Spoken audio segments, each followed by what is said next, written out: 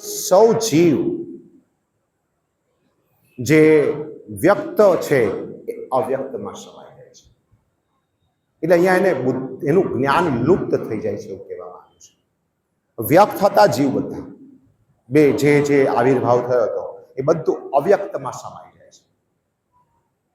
પરંતુ જે સુપ્રીમ અવ્યક્ત છે, જેને આપણે પરમાત્મા કહીએ છીએ, સુપ્રીમ અવ્યક્ત, એ જાગતો રહે છે. એના કરેલા કર્મ, એના સંસ્કારો, એની નોંધ એના પાસે હોય છે. એટલે ફરી પાછું નવસર્જન આવે, બ્રહ્માનો દિવસ શરૂ થાય આપણા અધ્યાત્મ પ્રમાણે, ત્યારે એ જીવ ફરી જન્મ ધારણ કરે અને એને જે ફળ આપવાના હોય એની પૂર્વ તૈયારી ભગવાને કરી રાખી. અને એટલે છેલ્લું વાક્ય છે કે કોઈ પણ જીવ પરમાત્માના નિયમોનું ઉલ્લંઘન કરી શકતો નથી. કોઈ પણ જીવ, ચાહે એની ગમે ત્યારે ગમે તે પોસ્ટ હોય, એ ભગવાનના જે નિયમો છે, અને ભગવાન પણ જુઓ જેને જે આપવાનું છે આપશે જ. અને એટલે આપણા ગીતાજીમાં કહ્યું છે કે કર્મ કરવામાં તારો અધિકાર છે. સકામ કરવો, વિકામ કરવો કે નિષ્કામ કરવું તારા હાથમાં છે. પણ કર્મના ફળની તું આશા ના રાખીશ.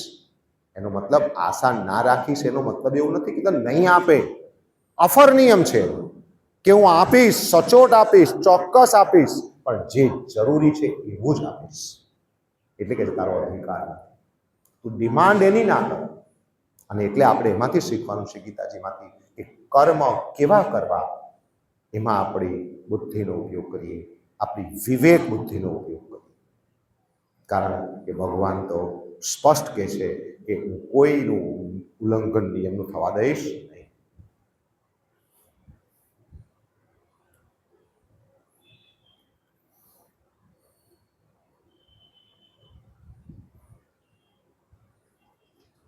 હવે અહીંયા પણ એક રૂપ છે કે અગ્નિ હોય.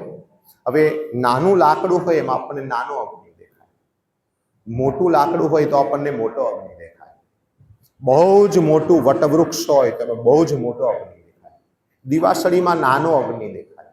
પણ અગ્નિ તત્વ કેવું છે? એક છે. એમ વિવિધ મનુષ્ય, હાથી તો એમાં આત્મા બહુ મોટો ના હોય, અને કીડી એમાં આત્મા બહુ નાનો હોય એવું ના હોય.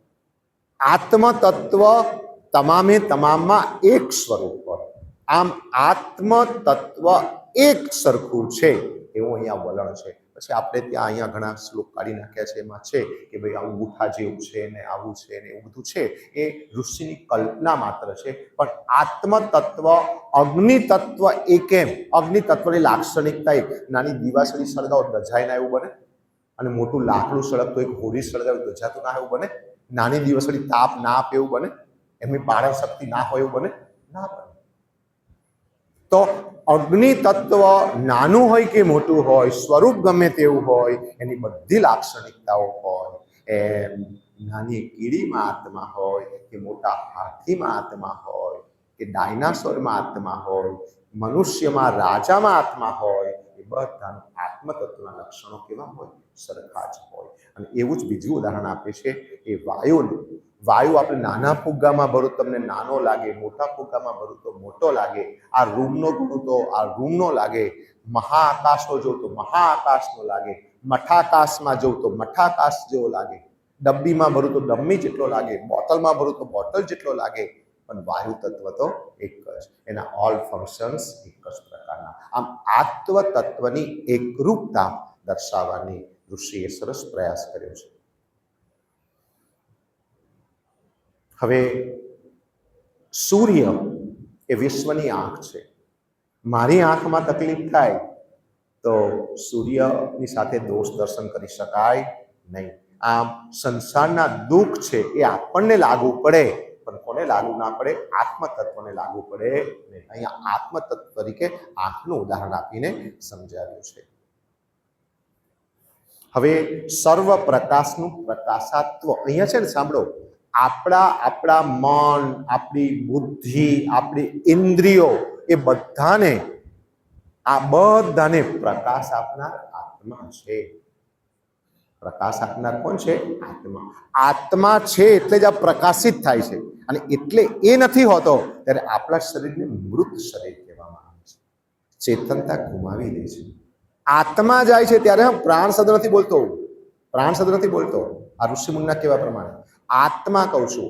આત્મા જાય છે, આત્મા ત્યાંથી ખસી જાય છે ત્યારે આપણે શું માનીએ છીએ ને? મૃત શરીર. ચૈતન્ય આઉટ, ચૈતન્ય આઉટ.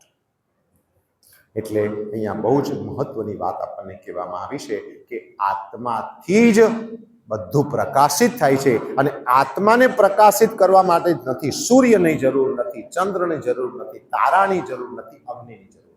એ સ્વયં પ્રકાશિત છે. આત્મતત્વ કેવું છે? સ્વયં પ્રકાશિત. હવે મીનાબેનને વિનંતી કરીશ કે થોડુંક મને રેસ્ટ મળે, એ ભાવગીત ગાય. આવો. થશે થશે, ત્યાં આપી દો.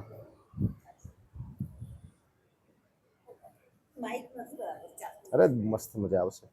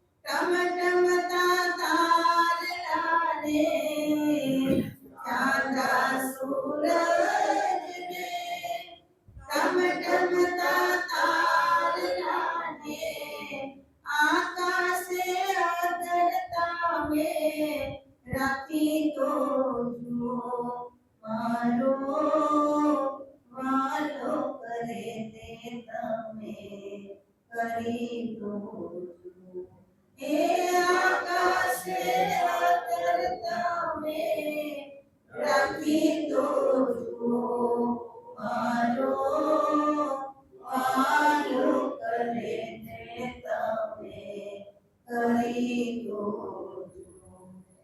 પાંચે તત્વોનું આ પૂતળું બનાવ્યું રે પાંચ તત્વોનું આ પૂતળું બનાવ્યું રે પૂતળામાં પ્રાણ તમે ભરી દો મારો વાલો કરે તે તમે કરી દો પૂતળામાં પ્રાણ તમે ભરી દો મારો વાલો કરે તે તમે કરી દો હે કરી દો રે તમે કરી દો મારો વાલો કરે તે તમે કરી દો કરી દો રે તમે કરી દો મારો વાલો કરે તે તમે કરી દો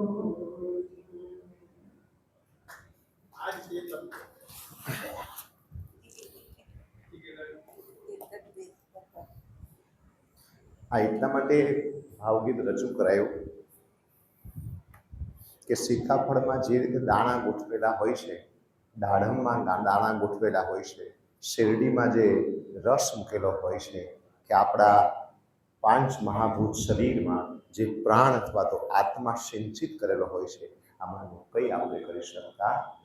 આકાશમાં જે રીતે તારા લટકેલા આપણને જોવા મળે છે, સૂર્ય ઉગે છે, આ બધું આપણે કાંઈ કરી શકતા નથી.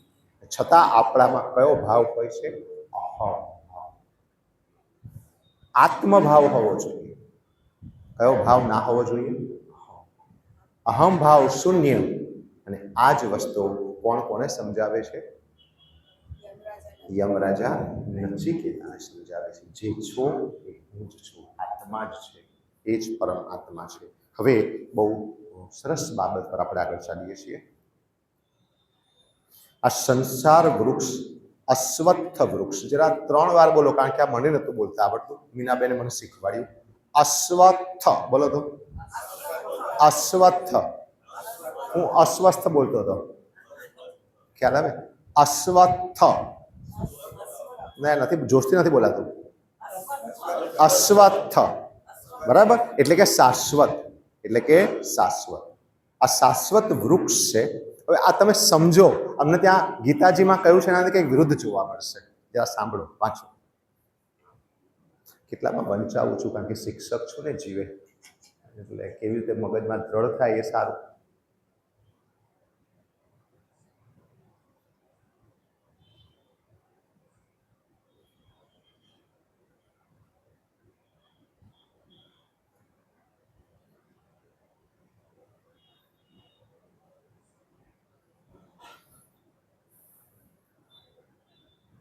બીજી વાર પણ વાંચવું પડશે. હા,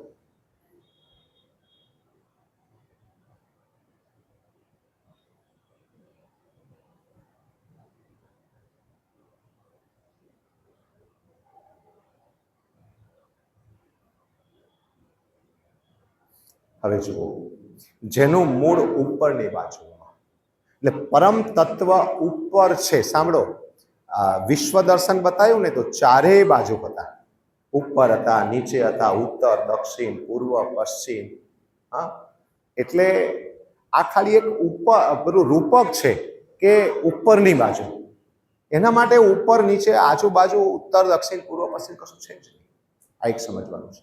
શાખાઓ નીચેની બાજુ છે, પણ રિયલ સેન્સમાં નીચે પણ આજુબાજુ ઉત્તર દક્ષિણ પૂર્વ પશ્ચિમ બાજુ પણ. એટલે ત્યાં પણ બધે છે, બીજામાં પણ બધે છે. એવું અશ્વત્થ વૃક્ષ સનાતન છે, અનાદિકાળથી છે, એટલે એને આપણે અહીંયા કાલાતીત કહ્યું છે. કયું કહ્યું છે બોલો તો? કાલાતીત. વર્તમાન કાળ, ભૂતકાળ, ભવિષ્યકાળ એ તો કાળ છે, પણ આ તત્વ, આ સનાતન વૃક્ષ કાલાતીત છે. તે જ વિશુદ્ધ જ્યોતિ સ્વરૂપ. એનો મતલબ કે પ્યોર જ્યોતિ છે, કોઈની લીધેલી નહીં. સૂર્ય પાસે જ્યોતિ છે, એ પરમ તત્વ પાસે લીધેલી છે. ચંદ્ર પાસે જ્યોતિ છે, સૂર્ય પાસે લીધેલી છે. આપણને જ્યોતિ મળે છે, સૂર્ય ચંદ્ર પાસે લીધેલી છે. તે જ બ્રહ્મ છે, તે જ અમૃત કહેવાય છે. સર્વ લોકો તેમના જ આશ્રય છે. સર્વ લોક એટલે અહીંયા 14 લોકની પણ વાત થઈ શકે, અથવા સર્વ સૃષ્ટિઓ, બધું તેને લાયક છે. કોઈ પણ એનું અતિક્રમણ કરતું શકે થતો નથી. એટલે આ નથી નથી એવું કહી શકતો નથી. એ છે જ, એને છે જ. નિશ્ચયપૂર્વક આ જ તે બ્રહ્મ છે. હવે વિચાર કરો, આ શ્લોક કેટલી ગહનતા આપે છે. આની ચર્ચા છે ને હું આખું એક દિવસ કરી શકું. 1 day 24 hours એ આ તત્વ છે. અશ્વત્થ વૃક્ષ, 14 લોક, બધી દિશાઓ, બધામાં પ્રકાશ સ્વરૂપ, અમૃત સ્વરૂપ, જન્મ મરણના ચક્રો જ જ્યાં ના હોય, કાલાતીત, કોઈ કાળની મર્યાદામાં, કોઈ આદિ નહીં, કોઈ મધ્ય નહીં, કોઈ અંત નહીં. અને આને સમજવું હોય ને, આ સંસાર વિશે સમજવું ને, તો બ્રહ્મના લક્ષણ અને પરબ્રહ્મના લક્ષણ આ સમજવું. એટલે હું કહું છું કે 24 કલાક ઓછા પડે. તમારે બ્રહ્મના લક્ષણો સમજાવવા હોય, તમારે પરબ્રહ્મના લક્ષણો સમજાવવા હોય, તમારે આત્માના લક્ષણો સમજાવવા હોય, તો કેટલું ડિટેલિંગ છે. આ બધું સર્વસ્વ છે. આપણે બધું તો ક્યાં, આખા વિશ્વની નોન યુનિવર્સમાં પૃથ્વી એક ધૂળના રજકણ સમાન છે, નોન યુનિવર્સમાં. અને આ પણ લગભગ 20 વર્ષ પહેલાનો આંકડો. ત્યાર પછી વિશ્વ કેટલું જાણવામાં આવ્યું હશે. અને એને તો કાળ કહેવાય, અત્યારનો કાળ કહેવાય. ભૂતકાળ શું હશે, ભવિષ્યકાળ શું હશે? તો આ જ બ્રહ્મ છે. એનો મતલબ આવ્યું તમને કહું, બ્રહ્મમાં કશું જ બાકી રહ્યું? સમુદ્ર બાકી રહે, નદીઓ બાકી રહે, મોટા પુરુષો બાકી રહે, કોઈ દેશ, કોઈ ખંડ, કોઈ દિશા, કોઈ ખૂણો, કોઈ ઉપર, કોઈ નીચે, કોઈ લોક, કોઈ તેજસ્વી વસ્તુ, કોઈ વિભૂતિઓ, કશું જ બાકી નહીં. અને સનાતન કહ્યું છે. સનાતન મતલબ ફોર એવર, ફોર એવર. અને એટલે જ આપણા ઋષિ મુનિઓ કહે છે કે એક એવો સમય હતો કે પરમાત્મા એકલા હતા, એ પણ આનંદ સ્વરૂપ હતા. એક સમય એવો આવશે કે કોઈ જ નહીં હોય, ફરી પાછા પરમાત્મા એકલા થઈ જશે, અને એ પણ આનંદ સ્વરૂપ હશે. વચ્ચેની એક સ્થિતિ એવી છે કે બહુ જ બધું આવિર્ભાવ, અને એ પણ આનંદમાંથી જ સર્જ્યું, પોતાનામાંથી. અને પોતાનામાંથી સર્જીને આનંદ માટે સર્જ્યું, પણ સાથે એમને એક ગુગલી ખેલી કાઢી, અને એ માયા અને એ પ્રકૃતિ. પુરુષ એ રહ્યા, પ્રકૃતિ વચ્ચે મૂકી અને પ્રકૃતિને આપણે હટાવીએ, તો એ ત્રણેય સ્થિતિમાં એક છે. એ સ્થિતિ આપણે આવી જાય અને એને બ્રહ્મત્વ પ્રાપ્તિ કહેવાય છે. બ્રહ્મને જાણી લીધું કહેવાય છે. એ જીવતા જીવ પણ જાણી શકે, જેને દેહનું કોઈ ભાન નહીં, ચૈતન્ય સ્વરૂપ, બસ આત્મ સ્વરૂપ. આ સ્વસ્થ વૃક્ષની વાત છે, બહુ ગહન છે. આ શ્લોક સમજવા લાયક છે. સર્વ શાસક પ્રભુ. હવે વિચાર કરો, જે એક જ હોય, અલ્ટિમેટ હોય, સુપ્રીમ પાવર હોય, સુપ્રીમો સુપ્રીમ, આપણે સુપ્રીમ કોર્ટના જજ કહીએ, પણ એનોય જજ કોણ? એનોય કોણ જજ? આખા વિશ્વની કોઈને સત્તા આપી હોય, આખા બ્રહ્માંડોની કોઈ સત્તા આપી હોય, મૃત્યુલોકની સત્તા આપી છે, સ્વર્ગની સત્તા આપી છે, પણ એ સત્તા પર પણ કોણ? અને એટલે અહીંયા ડરથી એવો શબ્દ યોગ્ય નથી, કારણ કે એનો સંચાલનનો હિસ્સો છે. કારણ કે હું મારા કર્મચારીઓ મારા ડરથી કામ કરે એટલે હું ડરાવતો હોય એવું ના હોય. મારી જે સિસ્ટમ ગોઠવી હોય, એમ ભગવાને જે સિસ્ટમ ગોઠવી છે, પરમ આત્માએ જે સિસ્ટમ ગોઠવી છે એ પ્રમાણે ચાલે છે. પરમેશ્વરના ભયથી અગ્નિ તપે છે. અગ્નિ તપે છે મતલબ અગ્નિ તત્વ છોડતું નથી. તમને અગ્નિ પાસે ઠંડકની આશા રાખી શકો? પછી સૂર્ય તપે છે, ઇન્દ્ર વર્ષા આપે છે, પોષણ કરે છે, વાયુ વિચરણ કરે છે તો વરસાદ આપે છે, અને મૃત્યુ પાંચમો પોતપોતાના કાર્યમાં પ્રવૃત્ત છે. એટલે ભગવાન યમરાજા પોતે પણ કહે છે એ મૃત્યુના દેવ છે, એને પણ સત્તા સોંપેલી છે. એ કહે છે હું પણ કોની સત્તા હેઠળ છું? પરમાત્માની અંદર છું. એટલે યમરાજા પણ અહીંયા શિક્ષણ આપે છે કે હું છું નહીં, એનાથી ઉપરનું શિક્ષણ આપું છું. અને એટલે એ પોતે કહે છે સર્વશાસક પ્રભુ છે. આ યમરાજાનું સ્ટેટમેન્ટ છે. નચિકેતાને કે હું પણ સર્વસ્વ નથી, હું પણ આ જાણું છું, બ્રહ્મ શું છે હું જાણું છું, હું બ્રહ્મત્વને પ્રાપ્ત થયો એના પ્રયાસમાં. નહીં તો જો એ બ્રહ્મત્વને પ્રાપ્ત થયા હોત તો એ યમરાજાની પોસ્ટ પર ના, એ લલચાઈ ત્યાં અટકી ગયા. બહુ ઊંચું સાયન્સ છે, સમજવા લાયક છે. સર્વશાસક પ્રભુ. ખાલી આ એક વાક્ય આપણા રૂમમાં 3-4 જગ્યાએ લખી રાખ્યું હોય ને તો પછી આપણે આપણા ઘરમાં હું પિતા છું, હું દાદા છું, કે હું કંપનીમાં હોય તો મેનેજર છું, શાસક વેળા આપણે નીકળી જાય. સર્વશાસક કોણ છે? પ્રભુ છે. આ તો થોડું લખ્યું છે, કેટલું લખી શકે, પણ હોશિયાર કોણ છે? નચિકેતા.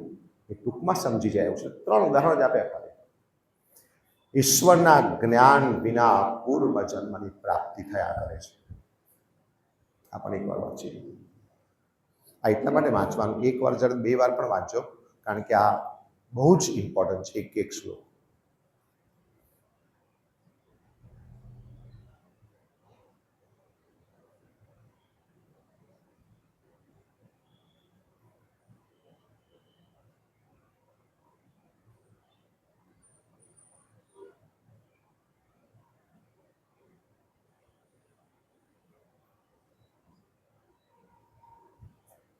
હવે અહીંયા છે ને એક કલ્પો, અહીંયા કલ્પો લખ્યું છે. હવે એનું એક વચન કલ્પ કરીએ. કલ્પમાંય પાછો એક દિવસ બ્રહ્માનો કરીએ, એક દિવસ. તો 4 યુગ છે, કળિયુગ, દ્વાપર, ત્રેતા અને સતયુગ. આ 4 યુગ 1000 વાર પૂરા થાય, દિવસ અને રાત્રિ. ત્યારે એક દિવસ અને એક રાત્રિ પતે તો કલ્પ કેટલા હશે અને કલ્પો કેટલા હશે? અને 84 લાખ જીવ છે. હવે વિચાર કરો કે આ ફેરા આપણે ફર્યા કરવા હોય તો યમરાજા નચિકેતાએ જ્ઞાન માંગ્યું, એટલે નચિકેતા એ શું બન્યા? માધ્યમ. કોના માટે માધ્યમ બન્યા? આપણા બધાને ઉપદેશ આપવા માટે. નચિકેતાને યમરાજા કહે છે કે બેટા ઈશ્વર જ્ઞાન પ્રાપ્ત કરી લે, ઈશ્વર કોણ છે સમજી જા, તો તું એવું સમજી જાય કે હું જ ઈશ્વર છું. જેને શોધવા નીકળીએ આખરે ખબર પડે કે જેને શોધતો એ હું જ છું. અને બહાર શોધવા નીકળીએ અને આખરે મળે તો એ ઘરમાં જ મળે. અને એ ઘર કયું? પંચ મહાભૂત બનેલું આપણું આ શરીર. અને જો આપણે ન શોધી શક્યા તો અહીંયા ડેડલાઈન આપી દીધી છે કે ચક્રો ફર્યા જ કરો, ફર્યા જ કરો. એટલે માત્ર પરમાત્માને જાણી લેવા. એ જ અહીં એક ઉપનિષદમાં આવ્યું હતું કે એને જાણ્યા પછી બધું જણાઈ જાય છે. એને જાણ્યા પછી બીજું કશું જ જાણવાનું રહેતું નથી. તો એ જાણવાનું જ કયું તત્વ છે? પરમ તત્વ, પરમાત્મા. હવે અહીંયા બહુ સ્પષ્ટ લખે છે કે દર્પણ, અહીંયા માનો કે અરીસો છે. એકવાર વાંચી લો એટલે ડબલ માઇન્ડ ના થાય.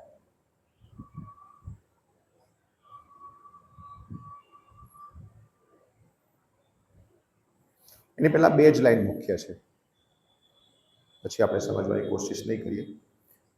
જેવી રીતે દર્પણમાં સામે આવેલી વસ્તુ દેખાય છે તેવી જ શુદ્ધ અંતઃકરણમાં બ્રહ્મના સ્પષ્ટ દર્શન થાય છે. બીજું છોડી દો, કારણ કે બધા લોક નાશવંત છે. પછીના જે લોકની વાત કરી છે ને એટલે આપણે આ સમજી લઈએ. આપણું અંતઃકરણ, અંતઃકરણમાં કઈ 4 વસ્તુ આવે? મન, બુદ્ધિ, ચિત્ત અને અહંકાર, અથવા એને આપણે સૂક્ષ્મ શરીર પણ કહીએ. એ અંતઃકરણ કેવું હોવું જોઈએ? શુદ્ધ. અહીંયા શુદ્ધનો શું? પારદર્શી. પારદર્શીનો મતલબ શું?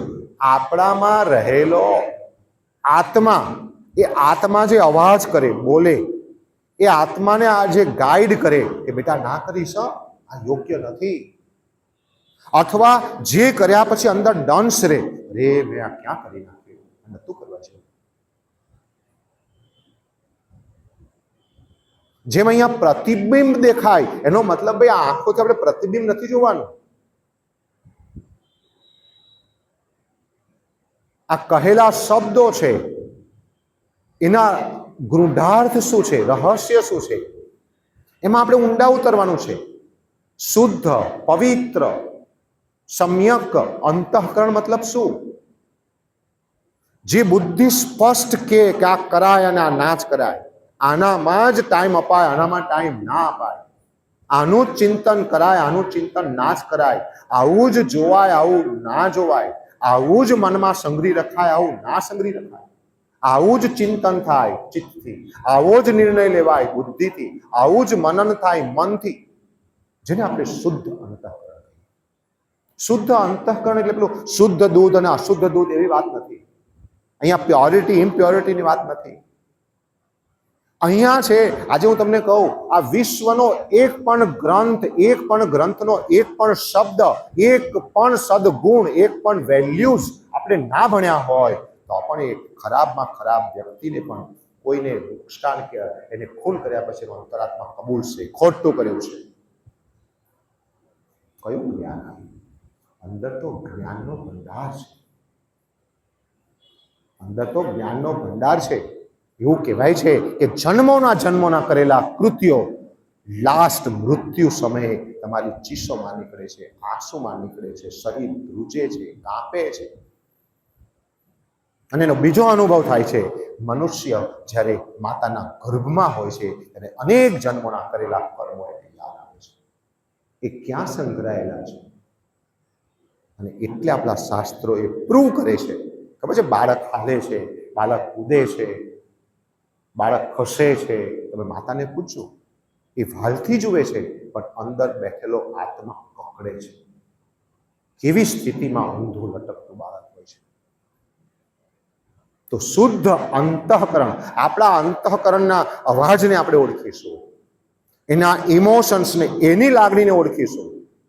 મારી દીકરી છે અને એને હાર જોઈએ છે, મારી પત્ની છે એને ઘરેણું જોઈએ છે, લાવું લાંચ લઈ લઉં અને આપું, તમે હાર પણ લાવશો, પૈસા લેશો, હાર પણ આપશો, હાર જોશો, અને જો ખાટલામાં પડ્યા હશે ને તો એ હાર જોતા યાદ આવશે કેટલા ખોટા લીધા આ હાર છે. એ અશુદ્ધ અંતઃકરણ છે. પ્યોર અંતઃકરણમાં જેમ દર્પણમાં તમે જોશો એ પ્રમાણે દેખાશે, એમ અંતઃકરણમાં બ્રહ્મ સ્પષ્ટ દેખાશે. કારણ કે સત્ય એક જ છે અને સત્ય અંદર જ છે. પ્યોર એક જ છે, શુદ્ધ એક જ છે અને અંદર છે. પછીના લોકોની વાત આપણે ટાળીએ છીએ અને એમ સમજીને બુદ્ધિમાન મનુષ્ય શું કરે છે? જરા એકવાર, બે વાર વાંચી લો અને બે વાર વાંચો.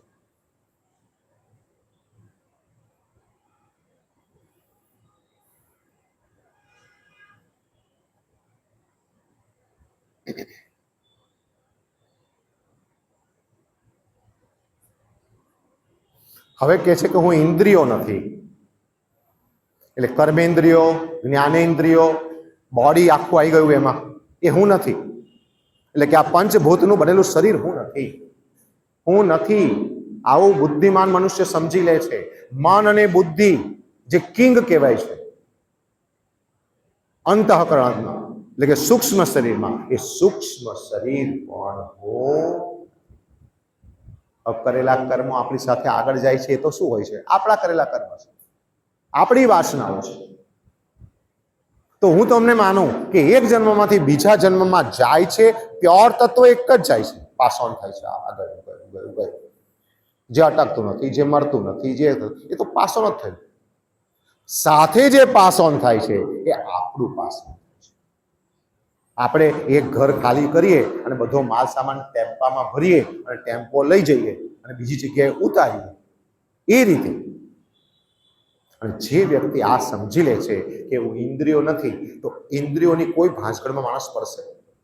કર્મેન્દ્રિયો, જ્ઞાનેન્દ્રિયોની કોઈ બાબતો એ બધાને નષ્ટ કરી નાખશે મનથી, અને એની ઉપર બુદ્ધિને બેસાડી દેશે કે ભાઈ તારે બેસવાનું છે. તારી બુદ્ધિ કેવી બની છે? વિવેક બુદ્ધિ બનવી છે, જે પહેલામાં આવી ગયું વિવેક બુદ્ધિ.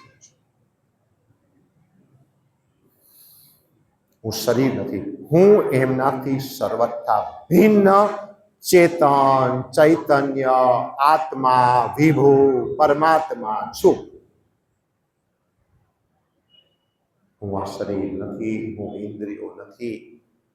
નેતિ નેતિ નેતિ નેતિ, હાથ નહીં, પગ નહીં, આંખ નહીં, કાન નહીં, સ્પર્શ નહીં, રૂપ રસ નહીં, ગંધ નહીં, વર્તમાન નહીં, ભૂત નહીં, ભવિષ્ય નહીં, કશું જ હું નથી. હું ચૈતન્ય સ્વરૂપ છું. જો આવું સર્વથા વિશુદ્ધ અંતઃકરણ થઈ જાય, સદા એક રસ થઈ જાય. એક રસ એટલે ખબર છે? 5 પ્રકારના ફ્રૂટ્સ હોય અને હું ફ્રૂટ્સને ગ્રાઇન્ડરમાં નાખું અને પછી હું એને ચલાવું તો બધો થઈ શું થઈ ગયો? એક રસ. કેન આઈ આઈડેન્ટિફાય કે આ મેંગો રસ છે, કે આ બનાના રસ છે? હા, એવી રીતે બધું જ નહીં, માત્ર એક બ્રહ્મ, આત્મા, ચૈતન્ય, વિભુ, પ્રભુ જે કહીએ, તો આપણને કોઈ શોક ના રહે, કોઈ દુઃખ ના રહે, કોઈ માન ના રહે, કોઈ અપમાન ના રહે, કોઈ પીડા ના રહે. પીડા તો એનાથી વિરુદ્ધમાં છે. જન્મ મરણની પીડા, વૃદ્ધાવસ્થાની પીડા, પર નાનાથી મોટા થવામાં પીડા, મોટા થયા પછી મરવા સુધીમાં પીડા, મરવાની છેલ્લી ક્ષણોની પીડા, એ બધી પીડા છે. આ ભાઈ આ કોણ સમજાવે છે? કોને સમજાવે છે? યમ રાજા સમજાવે છે. કોને સમજાવે છે? અને યમ રાજા કોણ છે? સૂર્યના પુત્ર છે. હવે સૂર્ય જો આટલું હોય, આપણા બધાનું પાલન પોષણ કરનાર હોય, તો એનો આ પુત્ર છે કેવો હોય? અને એ આપણને સમજાવે છે. નચિકેતાને, પાવરફુલ શિષ્યને સમજાવે છે. સ્વામી વિવેકાનંદનું એક સ્ટેટમેન્ટ છે શશીભાઈ, કે મને જો 100 નચિકેતા મળી જાય ને તો આખું વિશ્વ બદલી નાખે. 100 નચિકેતા, ઓનલી 100 નચિકેતા,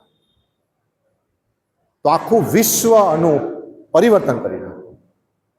તે નચિકેતાને ઉઠો, જાગો અને ધ્યેય પ્રાપ્તિ સુધી એ આમાંથી જ લીધેલો ઉદ્ઘોષ છે. કઠોપનિષદનો કેટલો સરસ અભ્યાસ સ્વામી વિવેકાનંદજીએ કર્યો હશે.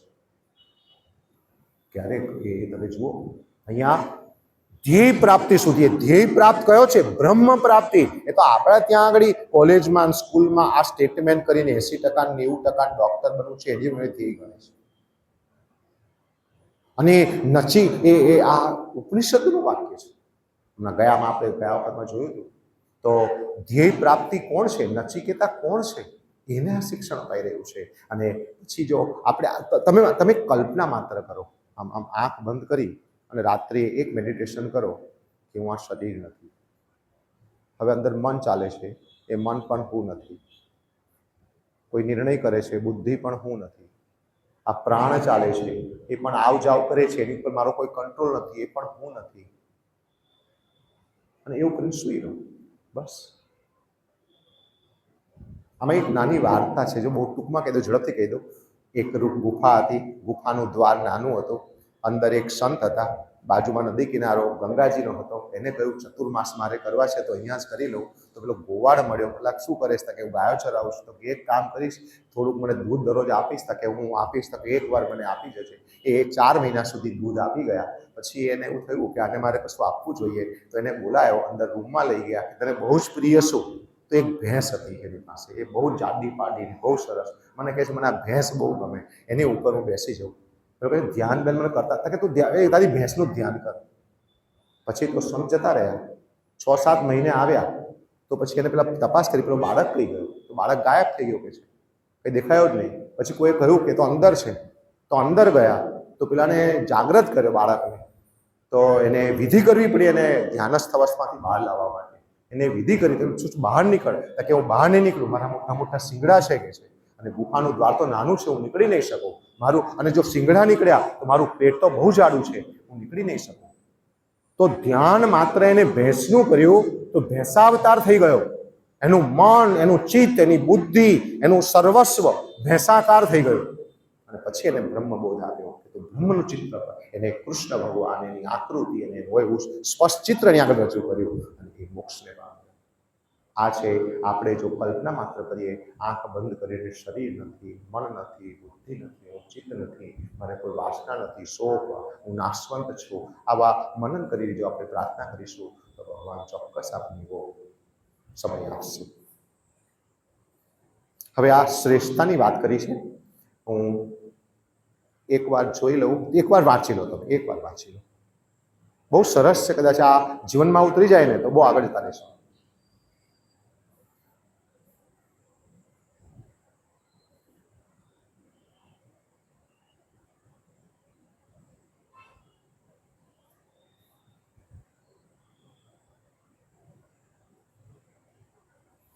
હવે થોડું અડધું છે એટલે આગળ વાંચો.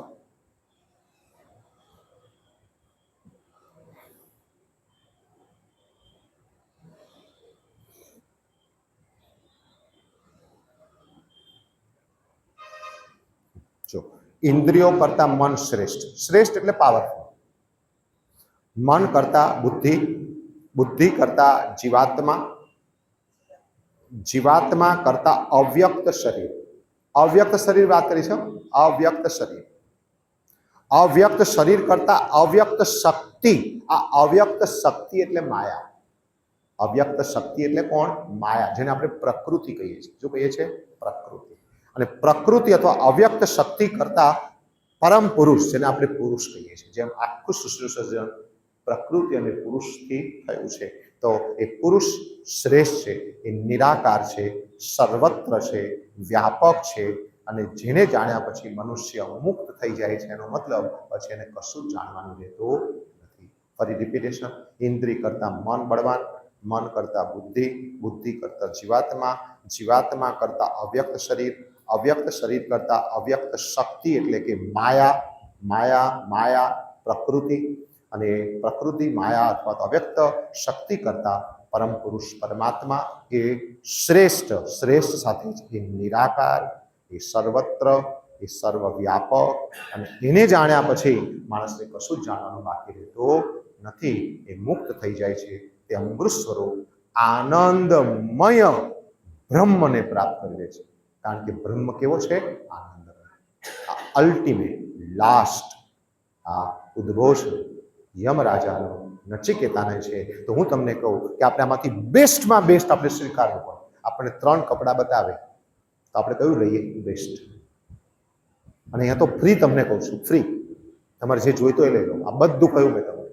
મન કયું, ઇન્દ્રિયો કઈ, મન કયું, બુદ્ધિ કયું, અવ્યક્ત શરીર કયું, અવ્યક્ત શક્તિ કયું, અને પરબ્રહ્મ, પરમાત્મા. તો બેસ્ટ કયું કહેવાય બોલો?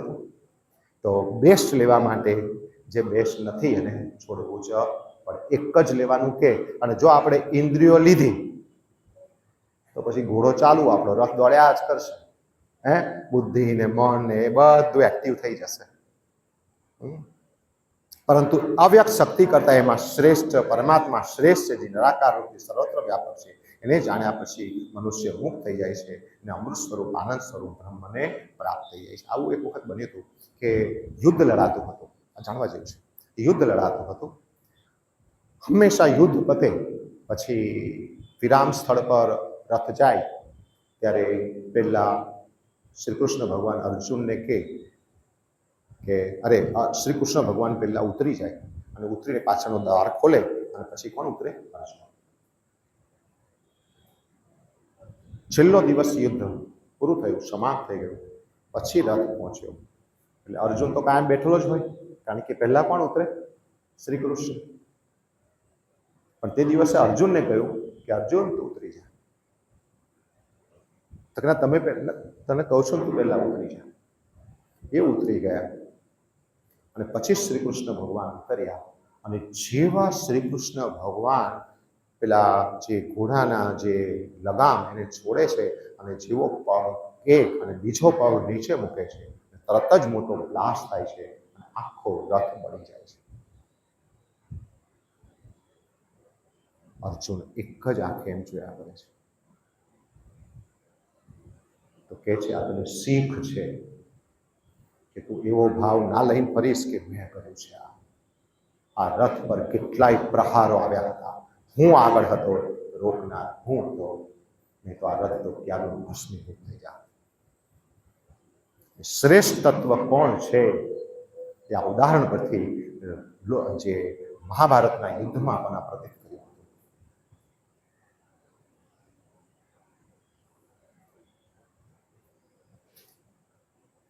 હવે આ છેલ્લું જુઓ, હૃદયમાં આશ્રય કરીને લઈ સર્વ કામનાઓ માણસ ત્યજી દે, આ આપણને ઉપદેશ છે. અમારે ક્યારે થાય છે? સાધક શું કરે? હૃદયમાં આશ્રય કરી રહેલી સર્વ કામનાઓ, કોઈ જ કામના નહીં, કોઈ જ કામના નહીં, કામના રહી તો ક્રોધે નહીં આવે, લોભે નહીં આવે, અહંકાર પણ નહીં આવે. હા, ત્યારે આ મરણા ધર્મ મનુષ્ય અમર થઈ જશે. પછી એને જન્મ મરણના ચક્રમાં કરવું પડશે. તો એક લાઈનમાં ઉપદેશ આપ્યો છે, એક લાઈનમાં, ઇન વન લાઈન. શું કહ્યું છે? હૃદયમાં આશ્રય કરીને સર્વ કામનાઓનો ત્યાગ કરી. અને હું તો તમને કહું, શ્રી કૃષ્ણ ભગવાને ગીતામાં કહ્યું છે, કામના કરો ફળ પ્રાપ્ત થાય, ત્યારે છેલ્લે કામ કરો સર્વ કર્મ શ્રી કૃષ્ણ. ભક્તિ યોગમાં 12મા અધ્યાયમાં કહ્યું છે કે માત્ર તું છેલ્લું કશું જ ના કરી શકે તો સર્વ કર્મ અને ખાસ કરીને કર્મના ફળ તું મને અર્પણ કરી દે. જો તે મને અર્પણ કરી દીધા તો તું એના ફળનો ભોગી નથી, તો હું તને ચક્રોમાંથી મુક્ત કરીશ. ગીતાજીમાં આ રેફરન્સ ત્યાં પૂરો થાય છે. આ શરીરથી જ બ્રહ્મ ભાવને પ્રાપ્ત થઈ જાય. હવે છેલ્લે અહીંયા કે છે, મૃત્યુએ કહેલી આ વિદ્યા અને સંપૂર્ણ યોગ વિધિને પામીને નચિકેતા બ્રહ્મ ભાવને પ્રાપ્ત થઈને સર્વ વિકારો તથા ધર્માધર્મથી શૂન્ય થઈને મૃત્યુ રહિત થઈ ગયા. એનો મતલબ મોક્ષને પ્રાપ્ત થઈ છે. એ કેટલા એક શ્રવી હશે કે એક વાર શ્રવણ કરવાથી એ પોતે શરીરથી વિરક્ત થઈ ગયા, મન બુદ્ધિ ચિત્ત અહંકારથી વિરક્ત થઈ ગયા, તમામ પ્રકારની વાસનાઓથી મુક્ત થઈ ગયા.